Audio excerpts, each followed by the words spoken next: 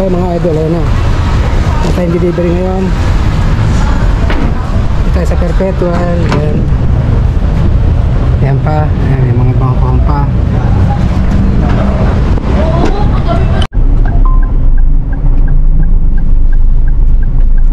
Okay, magandang araw sa inyo mga idol. So, meron tayong food delivery uli ngayon. Ito tayo sa may Perpetual. Ayan, ayan, dyan. Ito nyo ba? So, para sa tayo, palabas na, tapos na. Nakarga na, nasa likod na yung mga pagkain. Pinakita ko sa inyo yung mga video. Okay. So, yun. Okay, ang ating destination naman ngayon ay sa may Malaya, Cabuyao, Laguna. Mayroon pa ba ibang Cabuyao? Ewan ko, hindi ko alam. O, yan. Okay, dito tayo ngayon sa main road. Naku, nagbabadya na naman ng napakadilim na. Ayan, ayan, ang dilim talaga mga idol, oh. Ayan, oh, sobrang dilim. Naku, nagbabadya na naman. Wag naman. Okay mga idol, update ko kayo ulit maya. Balikan ko kayo. Focus muna. Hoy, mga idol. Ayun, naku, ang dilim na naman. Nagbabadya na naman yung panahon. Sana naman bago tumodo yung ulan na yan o bumuhos yung ulan na na-deliver ko na itong mga food na to. Mga foods. Ewan ko kung ano meron eh. Sabado naman yan, hindi ko alam kung ano meron to sa Malayan. Kasi ang Malayan, regular customer na namin yan eh. Malipit kami mag-catering dyan at mag-deliver din ng mga pagkain pagka meron sila mga meeting doon tsaka mga kung ano seminar. Hindi ko lang kung ano meron. Okay, so ano rin to, marami rin to eh. Ilang tray din to. So meron dito sa pangalawang sa second row tsaka sa likodan ko. Okay. So mga idol, i-update ko yung maya. Dito ako ngayon sa may jubilation area. Ito ang pinakamabilis na daan papuntang SLEX. Wala na iba pa. At saka kung pupunta naman ako Olivares, mas mapapalayo din ako eh kung doon ako dadaan eh. Mas okay na dito sa jubilation. Walang ka-traffic. Kaya kita nyo naman, di ba? Ka-traffic dito. O ayan o. Di ba walang traffic?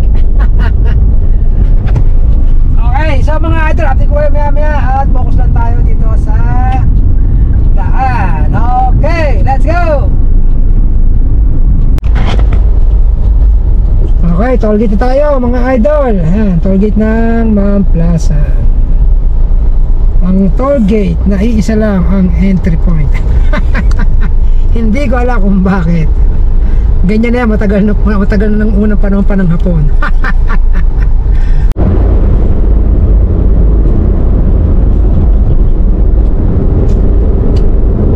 SLEX, doon na tayo! SLEX! Mga idol! Nakakatawa doon. Wala lang. Gusto ko lang tumawa eh. Bakit ba? Nangano ka, di ba? Okay, so ayan, wala naman masyadong traffic. Pero napapansin nyo ba? Madaming sasakyan. Okay, Sabado kasi ngayon eh. Siyempre alam nyo na, pag ganyan Sabado, uuwian yung mga galing Manila. Tapos yung mga uuwi papuntang probinsya, nadalo sa mga kanilang mga, di ba, mga bahay-bahay. Lalo na kung ikaw ay nagtatrabaho sa Manila, di ba? Kung nag-work ka sa Manila, so uwi ka ng minsan Friday night, Sabado uwi, ganyan. Kaya pagka ganitong Sabado talaga, medyo yung volume ba ng mga sasakyan. Ito na yung mga rampahan, na ito, ramp. Shoo. Ewan ko ba dito kay SLEX, gumawa pa ng rampahan sa expressway. Siguro unata kayo ni SLEX, mapapansin niyo siguro yun. Alam niyo sinasabi ko, di ba? Yung tawag dito, yung parang yung connection ng tulay between doon sa may parang after nung Caltex papunta dito sa may tollgate ng pa-exit ng Santa Rosa. Hindi ko pinantay naggumawa pa ng rampahan eh. Parang gusto pang manira ng sasakyan eh. Ang bira talaga to si SLEX, kahit kailan. Ay nako, tara, let's go! Okay, update tayo ulit mga idol. So, dito pa rin tayo sa may SLEX. So, malapit na tayo sa may ano, tawag dito sa may Eton. Yun, Eton. Ito pa pala sa akin sa SLEX. Yung daan dito, hindi yung maintindihan. Parang may mga humps, tsaka yung mga tapat-tapat-chi-pachi. Ano, naramdaman niyo ba? Malagabog ang gulong ko. Ewan, hindi ko maintindihan ito sa SLEX kung bakit yung mga daan hindi maayos. Nagbabayad naman kami na maayos. Sisira sa sakay mo dito eh, oh. Oh, diba? Nagabog ng nagabog eh. Kainis. Ay naka, SLEX, ayusin mo. Okay, ano tayo? Ayun na, ipahito na yan. So, malapit-lapit na tayo sa ano, sa Kabuya exit. So, Kabuya tayo mag-exit dahil lang punta natin sa Malayan College. Alright, let's go! Alright, mga idol, Kabuya exit na tayo. Nako, etong hindi magandang balita. Ayan na, umaambon na.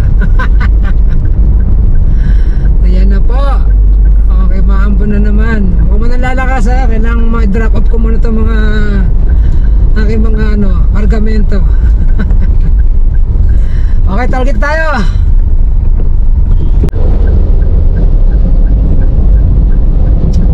Uy, nakakatakot ang truck na to ah.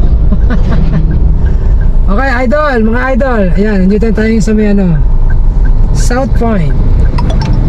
So, ang ating destination, alam nyo na, Malayan College. Ayan.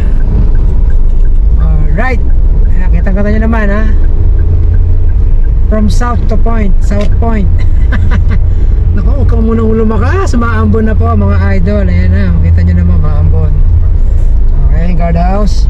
Okay mga idol, wait lang ha. Hold, standby muna at hanapin natin yung ating contact person. Ayan na. Okay, touchdown tayo mga idol. Baba natin yung mga items.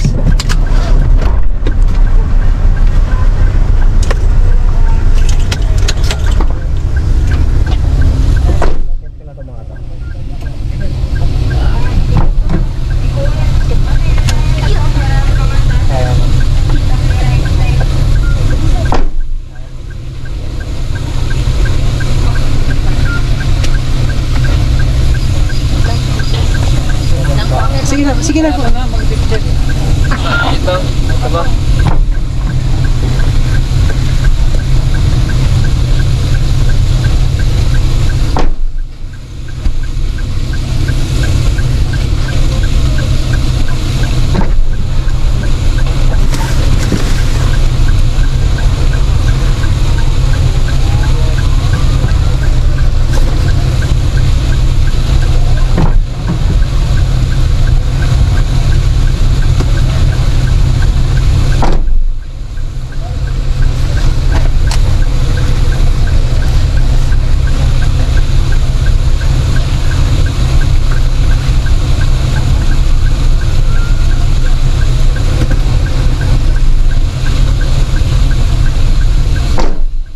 Okay mga idol, ano tayo sa loob ng Malayan. So nakita niyo maraming mga activities ngayon dito nangyayari. Ayan, maraming kaganapan. Ayan. Ayun pa. Okay, so ayun na nga. Pasa tayo dito sa Malayan. So nababa natin lahat ng mga items na kaya nila, order nila. Ayan na. Okay, mga idol. Ayun, ang ganda rito. Ganda na school na to. Ganda rin siguro ng bayad dito. Pero sulit naman, di ba? Kahit medyo alam na natin na pricey. Siyempre, ganun talaga. Yun namang kumbaga yung quality, di ba? Na makukuha mo dito. Sulit. Ang ganda, oh. Ang ganda talaga dito. Okay, so yun mga idol, update ko yung maya-maya ng content. Ako ay palabas na ng gate ng Malayan. Okay? Yun mga idol. Hindi makapagsalita. So eto, kumain muna ako dito sa may SLEX Total. Okay. Grabe yung nangyaring yung araw na to. Kalahin mong inabot akong 3 oras sa pag-aantay ng payment. Okay, Diyos ko, grabe. Kamera kasi na parang sabihin, hindi naman actually miscommunication eh. Hindi naman miscommunication. Tawag dito. Siguro hindi lang na-prepare ng maaga. Okay, kasi meron na silang usapan na dapat itong item pagdating doon, parang COD ganon. Kaso nga lang, alam mo na pag mga ganyang mga company, school, mga kung ano pa, di ba? Maraming mga pinagdadaanan niyan, mga kay ganito, kay ganyan, sa accounting, etc. Ganon. So nagkameron ng mga konting doon, mga anik-anik na problema. So ano nangyari? Ayun, 3 oras ako nag-antay. Wala tayong magagawa, ganun talaga. Pinag-usapan naman ako ni Ate Minda na paintay-intay na kasi sayang naman yung oras. Sayang naman kung babalikan pa, tama rin naman, di ba? Total, nandun na rin lang naman ako. Yun nga lang, syempre may mga dapat akong asikasuhin, hindi ko na rin nagawa. May mga dapat akong gawin ganito, mga iba kong errands, wala na, anong oras na, di ba? Oh. Mag-alas 5 na. Okay. O, time check para makita niyo yung oras. Time check. Dali, saan ang oras natin? Wala. O, yan, di ba? 16:50. Okay. So, yan, ganun na nangyari mga idol. Nagkameron ng antayan eh. Okay lang naman, walang problema rin. Nga lang, medyo matagal talaga. May mga naapektuhan akong dapat asikasuhin ngayong araw na to. Hindi ko na nagawa. Wala na. Tapos mamaya susundin ko rin si Ate Minda. Hindi ko alam kung alas 6. Kasi kung alas 5, malabo na. Alas 5 dahil pauwi pa lang ako. Okay, so yun, ganun. Pag naman sa mga idol, mangyayari mga ganun eh. Hindi may iwasan. Hinintay ko na rin kasi andun na rin naman ako Nga lang, marami akong mga bagay-bagay na hindi ko nagawa. Dapat ngayon ko gagawin. Mga lalakari, hindi ko na nagawa. Lahat. Ubus yung oras. Kaya mura na nga sakto na lang, dito na ako inabot na ulang. Okay. So dahil nagutom na ako kakaantay, si Ate Minda, alam ko, na-stress na yun doon. Kasi tagal nga naman ng payment usapan kasi COD. Lang yun na nga nangyari. Pagdating doon, may mga anik-anik na problema. Ay nako, talaga minsan ng buhay Pero siyempre tayo nagtaka tayo magantay. Total na kliyente naman natin si Ate Minda. Yun nga lang, buti na lang, walang sobrang importanteng talaga na lakad na magiging komplikado talaga. Kaya nakapagtyaga ako mag-antay. Pero kung talagang sobrang komplikado, naku, malamang hindi ako makapag-antay ng ganitong katagal. Ano sa nag-deliver na pagkain, diba? 12:30 ata yun. Mas ako ng mga ganong oras. O anong oras na kaya? Mag-alas 5, diba? Salit lang yung biyahe. Pagkatagal sa payment, wala. Yung talaga. Pero ganun pa man,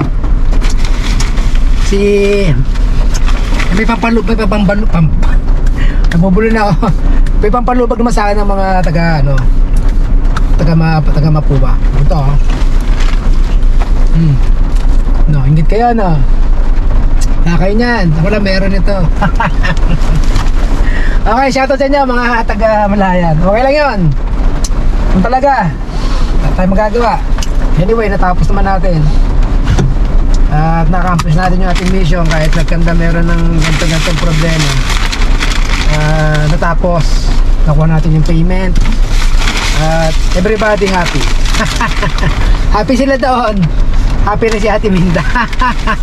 Ate Minda, shoutout sa'yo. Ano may stress dyan?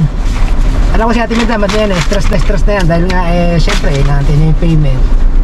Sa may usapan kasi yun ang ano din may usapan At tayo magagawa dyan, tayo ano lang, taga ano lang tayo, kumbaga sa mensahero lang tayo. Yun. So mga idol, malamang dito ko na tatapusin tong vlog kong to habang umiinom ako ng Coke. Ito, bihira tong ganito na nakakain ako ng ganito. pag ako nabiyahe, medyo ano lang, maganda-ganda lang yung kita natin. Hindi mo sobrang laki At paano baka mabigyan tayo natin minda ng additional bonus. Kasi tagal natin nag-antay diba? Actually dapat nga may dagdag ako doon kung sa iba-iba yon na driver ng Lalamove, di papayag yun na ganun katagal, diba? 3 oras ka nang andando doon, diba? Paano kung sa 3 oras din pwede ka na makakuha ng booking, talagang kukuha ka ng booking, diba? Kaya ako, dahil client ko naman si Ate Minda, walang problemang magantay. Sabi ko nga, as long walang komplikado na lakad, okay, yung mga gagawin ko, wala na, yun, tinamaan na, yung iba kong asikasuhin, tinamaan na din, wala na, kasi anong oras na tapos mamaya pa papasundo si Ate Minda, syempre nasa akin yung payment so ganun ang mangyayari mga idol. Yun talaga, tabaan lagi ang pasensya, okay? At wag daan sa init ng ulo. Okay, kaya minsan nakakameron ng road rage dapat ay road rage. Okay mga idol, at habang mahaba na yung kinukwento ko sa inyo, at ako nag-ano lang sa inyo, kumbaga sa ano inilalabas ko lang sa inyo yung mga minsan ganito talaga yung nangyayari pag ikaw na kagaya ko na gantong nabiyahe, hindi may iwasan yung mga gantong mga pangyayari. At least dapat sana kung kagaya ko na ikaw nagdadrive, baka pasensya mo, saka kung kliyente mo naman yon, ganun talaga, bigyan mo siya ng kumbaga bonus effort. Okay siya, tama na, ang haba na talaga. Sabi ko, tatapusin ko na kasi napatong tatapusin na to Okay, paano mga idol? Kita tayo sa susunod kong vlog. Ingat, God bless, Godspeed. Bye.